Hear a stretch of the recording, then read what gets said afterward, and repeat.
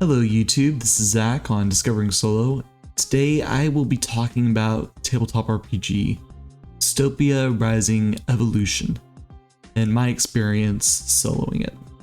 Dystopia Rising Evolution is a game that uses Onyx Path's story path system, a system where you gather a pool of D10s to generate successes which you use to buy off the success of an action, as well as other things that we won't be getting into this video. Dystopia Rising Evolution is also a game that takes place in a post-apocalypse type setting. Mainly, at least from my experience looking through the book and playing it, a zombie apocalypse. But there's also some other stuff going on as well, which we'll get into in just a moment. One of the cons of Dystopia Rising Evolution is that the setting isn't very clear or concise. On one hand, it is a zombie apocalypse setting. Like, that's kind of the trigger of the post-apocalypse in this world. On the other hand, you see a lot of more gonzo type things in this game that you'd usually see in other settings. Stuff like mutants and psychics, and it feels like when this game was designed, they're just trying to throw everything that people kind of think, well, this belongs in sci-fi post-apocalypse, and just kind of put in a blender. That's my first con for this game. Next, something that I know some people probably don't care about as much, but in this game, death is irrelevant.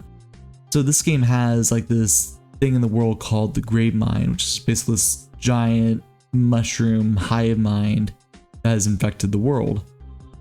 And if your character dies from anything in this game, they will eventually be reborn from the Grave Mind, kind of regenerated from nothing. While your character does usually take on some sort of social or mental impact from this rebirth, usually losing something that they had previously, I don't know. Like, there is no clear threat, no clear worry about death. I mean, if you're just going to be reborn, then why should you try so hard to survive? I mean, that's a problem that I ran into while I was playing this game, and something that I kind of had to work around in some ways. So my final con for this game is that the sanity system for it is really vague, which is kind of weird, seeing as the devs for this game also made things like Chronicles of Darkness, a game with a very concise and easy to understand type sanity system with the integrity and breaking points. But like, for this game, pretty much has it set up in such a way that you only need to worry about taking sanity damage on your tracker if the GM or you thinks it's relevant, which comes to another problem in the game. When everything is bad and bleak and horrible like it is in a lot of these post-apocalypse zombie type settings, if you've been living in it for years upon years upon years, what would it take to cause a breaking point like that? Like a death of a loved one? I don't know. And that loved one is just going to be revived later on, right? I don't know. If someone has a clearer thought on this, on the topic of Dystopia Rising's sanity tracker and evolution version, please let me know in the comments below this video. Alright, so now that we have the cons out of the way, let's get into the pros. So one of the pros of Dystopia Rising Evolution, something you see in a lot of Onyx Path's other games, and that would be that the story path system draws on the game's setting.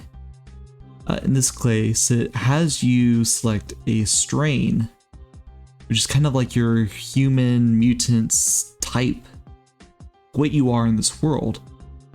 It also has you select a society, which is the organization that you are part of in this world, and those give you some very, very tangible benefits for who you are and, well, these specific things that exist only in this world.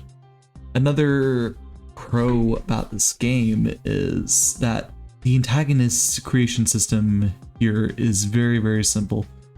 I mean, not only does the book have a massive bestiary well, not well, massive, but a very large bestiary at the end. Like these stats, it's very easy to create enemies when you understand how the system works. You just select the dice pools you want to give the antagonists for their different traits, and then you perhaps give them an enhancement on something as a little special ability if you want to raise their difficulty. It's also pretty easy to just take one of the pre-existing stat blocks and modify it as you will to create an antagonist of your choice, which I myself did once or twice when I was running my own game. And having to flip through all these pages for character creation and designing enemies and checking up systems, it really helps that the book that the game was put in is very, very organized. Like all the references kind of link up to the right page. At least from what I saw, it's organized in such a way that you know where everything is and you don't have to be flipping through the book too much to find what you are looking for, which is nice. So before I wrap up this video with my final thoughts on the game, I'll let you guys know what new tool I use when playing my own solo session of the game. So on other solo channels, you get people talking about using materials from board games as generators and inspirational material. And I thought, you know what? I'm playing a game in a zombie apocalypse world set in a mall. Why not use Tiny Epic Zombie as a generator and inspirational material for my game? What I ended up doing was I would flip over the little mall cards to figure out which area of the mall that I was discovering as I was going through it, encountering different people and zombies and mutants and other things, all while also drawing character cards as I ran into NPCs, just so I would have an idea of their archetype beforehand, or when I'm statting them out, or kind of generating a base concept for those characters. It was pretty fun. I liked having the material components and being able to make use of them outside of playing the board game itself. Alright, so now on to my final thoughts. So for Dystopia Rising Evolution, it's a lot like here's my thoughts on it. If you think you can buy into this setting and just immerse yourself into the world like a lot of the Onyx Path games have you doing, you're probably gonna really like this game. That being said, that can be a high hurdle, especially when the game's not very concise with what it is or what it's trying to be. Another thing to keep in mind before hopping into this game is that Dystopia Rising Evolution has no tables, no lists that would help for generating material as a solo gamer. You'd probably have to use supplementary material like creating your own tables, or maybe a product that already has tables that would be fitting for a zombie apocalypse.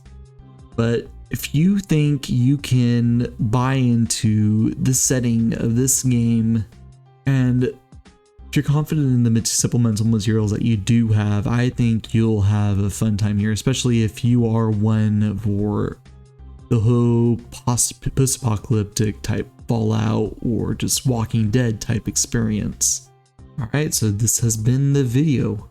If you think I was wrong about anything I said in this video and want to tell me off, please let me know in the comments below. Likewise, if you think I was right on the money for this game, also let me know. I hope you guys have some good gaming ahead of you.